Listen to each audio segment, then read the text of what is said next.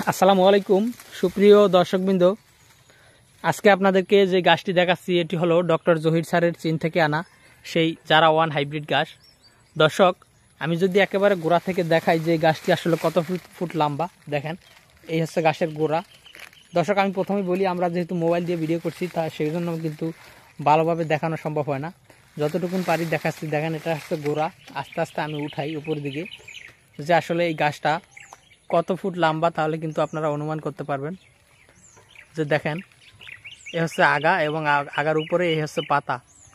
দর্শক দেখেন, এই হচ্ছে পাতা। আসলে এখানে আসলে 15 ফিট কিংবা 18 ফিটও হতে পারে এই গাছের উচ্চতা। দেখেন দর্শক, কত বেশি লম্বা কিন্তু এই গাছগুলো হয়েছে। দর্শক, এটি হলো সেই ডক্টর জহির স্যারের চীন থেকে আনা অরিজিনাল জারা ওয়ান হাইব্রিড গাছ। দর্শক, এই গাছগুলো যে কত মোটা মোটা যে এই গাছগুলো, সেটি আসলে সরাসরি না এসে দেখলে আসলে তেমন সঠিক বোঝা যাবে না। দেখেন, আমাদের এই প্রতিটি কাটিং দেখেন, এখানে উপরের কাটিং আবার নিচের কাটিং। দেখেন এই জারা গাছটি আসলে কি পরিমাণে মোটা। দেখেন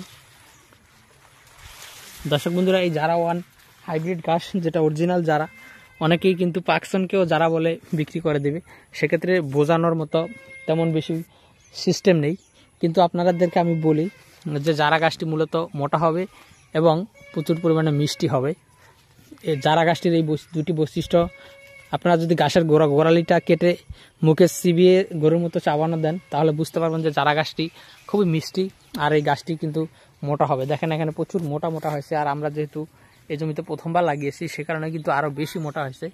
তো দর্শক, এই জারা ওয়ান হাইব্রিড গাছটি যদি আপনারা সংগ্রহ করতে চান তাহলে অবশ্যই স্ক্রিনে দেওয়া নাম্বারে যোগাযোগ করবেন।